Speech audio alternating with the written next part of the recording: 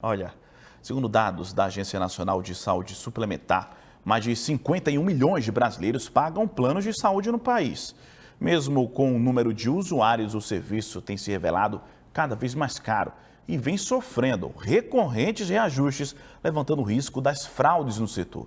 Sobre o assunto, para falar justamente sobre isso, a gente convidou o advogado Fábio Gonçalves, que é especialista em direito da saúde. Doutor Fábio, muito boa tarde para o senhor. Tudo bem? Um prazer. Muito bem. Essas fraudes que acontecem nos planos de saúde, pode-se dizer que são as principais causas para os preços altíssimos? É uma das consequências no tocante a esses procedimentos ilícitos que vem sendo feito e, inclusive, é uma causa de motivo de rescisão do contrato. Né? Você tem como, por exemplo, a própria Lei 9656/98, tá? Ela fala no artigo 13, inciso 2º, na tratativa da rescisão do contrato. Quando é que pode acontecer a suspensão do meu contrato de plano de saúde? Quais são os requisitos? Né? 2, inadimplência e fraude. Né? Então, inadimplência, quando eu tenho hoje uma inadimplência em 12 meses, tá? Computada, somada no período de atraso, chegar a 60 dias e eu tenho que ser notificado aí previamente que vai ser suspenso o meu plano de saúde. Né? Teve agora recentemente uma determinação, tá legal, que planos contratados agora a partir de janeiro de 2025, tá? Essa inadimplência ela gera até 2 meses de atraso, gerou 2 meses de atraso, você sendo avisado previamente, você será excluído do plano de saúde. Mas as fraudes aí é que vem impactando aí realmente o caixa das operadoras de plano de saúde. Né? A gente vinha conversando justamente no intervalo de que essas fraudes elas partem dos dois lados, tanto de quem contrata o plano, quanto inclusive de muitas clínicas e hospitais que fazem mau uso desse plano, né? Exatamente. Vamos dar um exemplo hoje. Você tem uma clínica, né, e em conluio com um escritório de advocacia, eles aumentam aquele procedimento que, na verdade, não chegou a nem ser feito ao paciente, ao usuário, tá? E nem tampouco ele resta desnecessário.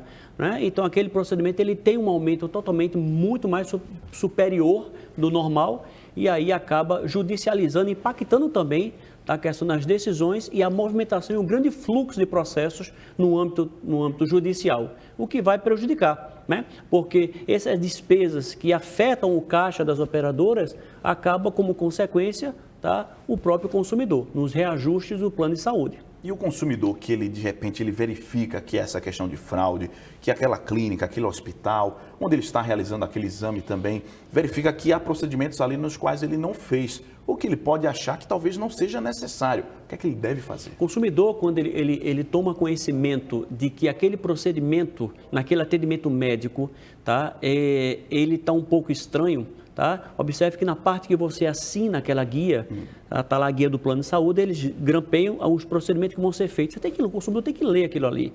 Tá? Eu vou fazer aquele exame, aquele procedimento, eu vou assinar aqui está correto, realmente é isso que eu vou fazer. Tá? Se ele qualquer desconfiança, ele não assina, tá? E procura aí a própria delegacia, que aquilo na verdade é um procedimento ilícito.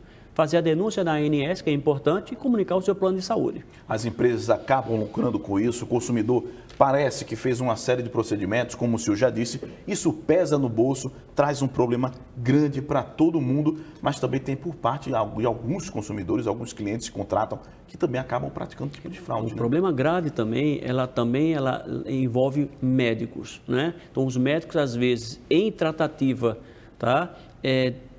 Com o fabricante do medicamento, né, ele começa a passar aquelas medicações que, na verdade, são desnecessárias e prejudicando até, inclusive, a boa-fé da prescrição médica. Então, o cliente ele acaba sendo absorvido com várias medicações, tá, que, na verdade, não necessitaria naquele momento, mas o médico ele recebe os benefícios de alguns fabricantes, tá, de medicamentos para poder ele comercializar e vender aqueles seus produtos na indicação. Tá? Então, fica um pouco difícil. Então, você hoje chega para o médico, é bom sempre o consumidor ele ver a posição dos médicos, tá? Para verificar se realmente é necessário ou não aquele procedimento e quais os procedimentos que eu poderia fazer para evitar aquela carga médica, aquela carga de medicamentos. Tá? Os exercícios físicos é importante. Então, a alimentação saudável é importante.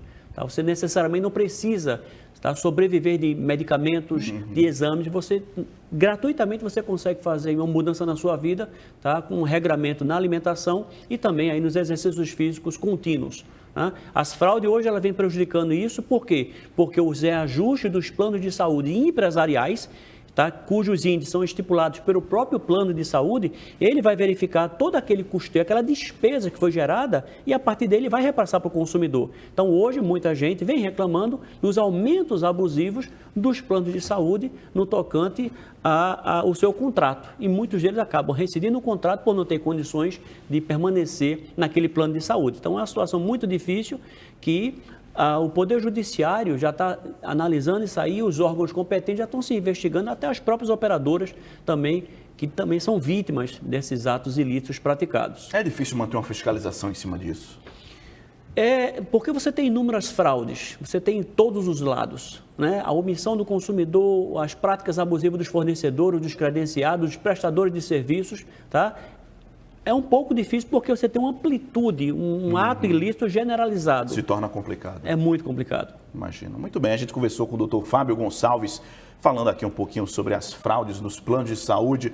Problema grave para todo mundo, né? Dr. Fábio, muito obrigado pela sua presença aqui no Jornal Fato Novo. Prazer é meu. Muito obrigado, então. Bom fim de semana para o senhor. Eu também.